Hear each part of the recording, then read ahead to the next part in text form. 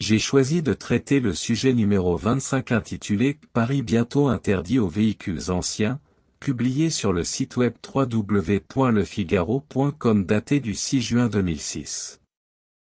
Dans cet article, l'écrivain aborde le sujet de l'interdiction des véhicules anciens dans les autoroutes de Paris prenant en compte plusieurs raisons nuisibles.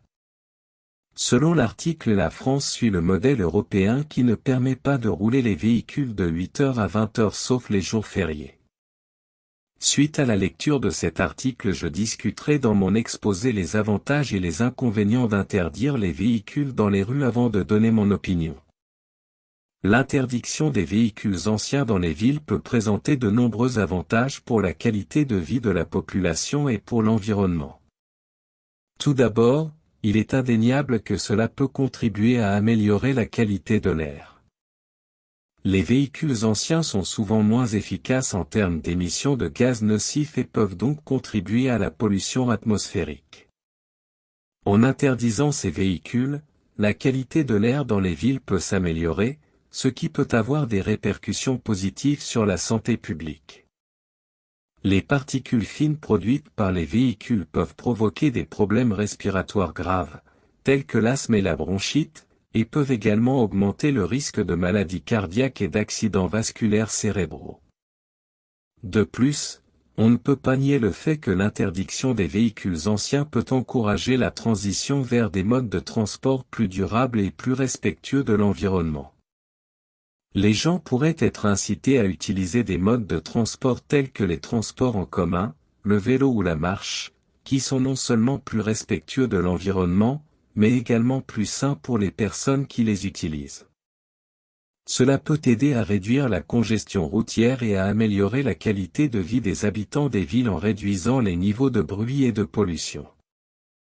En outre, l'interdiction des véhicules anciens peut contribuer à la réduction de la consommation d'énergie et à la lutte contre les changements climatiques. Les véhicules anciens consomment généralement plus de carburant que les véhicules plus récents, ce qui peut entraîner une hausse de la consommation d'énergie. En interdisant ces véhicules, la consommation d'énergie peut être réduite, ce qui peut aider à réduire les émissions de gaz à effet de serre et à lutter contre les changements climatiques. Enfin, l'interdiction des véhicules anciens peut encourager l'innovation et la création d'emplois dans l'industrie automobile. Les entreprises automobiles seront incitées à développer des véhicules plus respectueux de l'environnement pour remplacer les véhicules anciens interdits.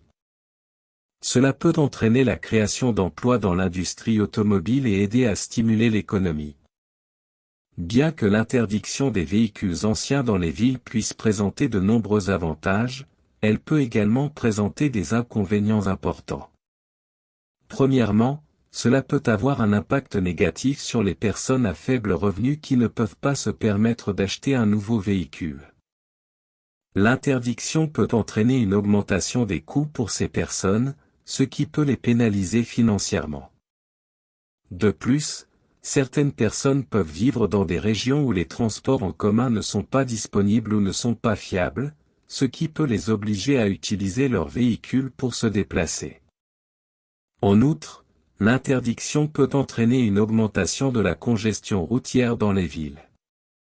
Si les gens sont obligés de changer de véhicule, il peut y avoir une augmentation du nombre de véhicules sur les routes, ce qui peut entraîner une augmentation de la congestion routière et une réduction de la qualité de la vie.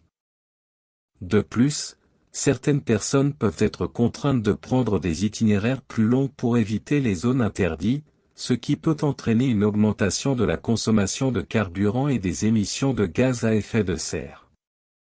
Par ailleurs, ce ne serait pas injuste de dire que l'interdiction peut entraîner une augmentation des coûts pour les municipalités. Les municipalités peuvent être contraintes de mettre en place des systèmes de surveillance et de contrôle pour s'assurer que les règles sont respectées, ce qui peut entraîner une augmentation des coûts pour les contribuables. De plus, les municipalités peuvent être contraintes de mettre en place des programmes de recyclage pour les véhicules interdits, ce qui peut entraîner une augmentation des coûts pour les contribuables. Finalement, si les autorités ne prennent pas en compte les conséquences négatives de l'interdiction des véhicules anciens et ne proposent pas de mesures alternatives pour aider les personnes touchées, cela peut entraîner de la frustration et de la colère chez les propriétaires de véhicules anciens. Il est donc important de prendre en compte les inconvénients potentiels de l'interdiction des véhicules anciens et de mettre en place des mesures pour atténuer ces inconvénients. En conclusion, l'interdiction des véhicules anciens dans les villes peut présenter de nombreux avantages tels que la réduction de la pollution de l'air et des émissions de gaz à effet de serre, ainsi que l'amélioration de la sécurité routière. Cependant, cette interdiction peut également entraîner des inconvénients tels que les coûts pour les propriétaires de véhicules anciens, la difficulté pour les personnes vivant dans les zones rurales, l'impact sur l'économie et le manque de mesures alternatives pour aider les personnes touchées.